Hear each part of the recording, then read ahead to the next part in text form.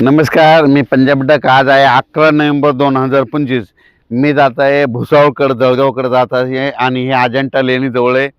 तर या ठिकाणाहून महाराष्ट्रातल्या शेतकऱ्याला अंदाज देणारे 8 वाजून 39 मिनिट झालेत आणि राज्यातल्या सर्व शेतकऱ्याला सांगू इच्छितो की राज्यामध्ये आणखीन 11 तारखेपासून तीव्र थंडीची लाट वाढत जाणार आहे.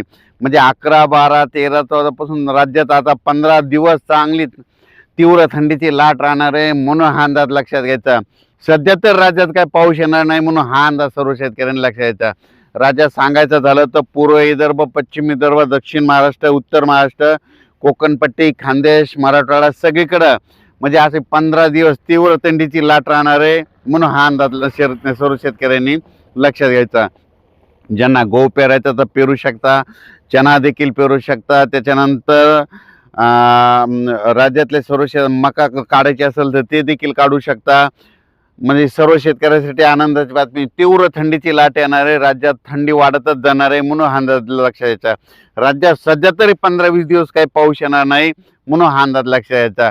राज्यात सांगायचं झालं तर निफाड, नाशिक, जळगाव, धुळे, त्याच्यानंतर जळगाव, जामोद, अकोला, वाशिम, हिंगोली, वर्धा, नागपूर, भंडारा, गोंदिया, चंद्रपूर, नांदेड, यवतमाळ, त्याच्यानंतर परभणी, लातूर, धाराशिव, जालना, संभाजीनगर, सोलापूर जिल्हा, धाराशिव जिल्हा, सातारा, सांगली, सोलापूर, कोल्हापूर, पुणे म्हणजे सांगायचं झालं तर सगळीकडे तीव्र थंडीची लाट राहणार आहे, म्हणून हा अंदाज लक्षात घ्यायचा.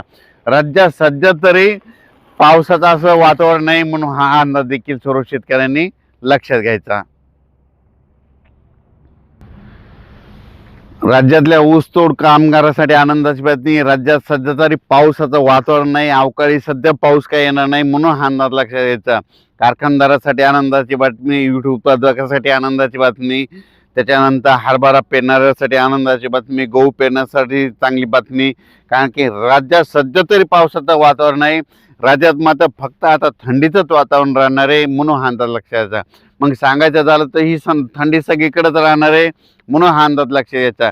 जितकी थंडी जास्त येईल तितकं गहू पेरणीसाठी पोषक वातावरण, जितकी थंडी जास्त हरभरा पेरणीसाठी पोषक वातावरण असं, म्हणून हा अंदाज लक्षात घ्यायचा. राज्यात म्हणजे सांगायचं झालं तर ही म्हणजे जास्त थंडी उत्तरेकडून वारे येत असल्यामुळं राज्यात आणखीन आता 13, 14, 15च्या दरम्यान दिवसा देखील असं थंड वाटेल, म्हणजे इतका अशी थंडी जाणवणार आहे, म्हणून हा अंदाज लक्षात घ्यायचा. ज्यांना हरभरा पेरायचं आहे तर त्यांना एक सांगू इच्छितो की तुम्ही हरभरा पेरल्याच्या नंतर काय करा की त्याच्यावर पेरल्याच्या नंतर रोटायटर करा. नसं काय होतंय, हरभरा पेरल्याच्या नंतर तिसऱ्या दिवशी डुकरं म्हणजे हे डुकरं काय करतात, ते हरभरा उकरून खातात. रोटायटर केलं तर तुमचं 2 दिवस हरभरा लवकर बी निघतं आणि त्याच्यानंतर तुमचं डुक्कर देखील उकरणार नाही, म्हणून हे लक्षात घ्यायचं.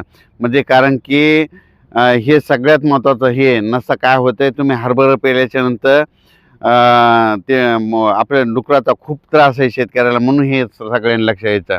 हरभरा पेरणीसाठी पोषक वातावरण, गहू पेरणीसाठी पोषक वातावरण. धन्यवाद.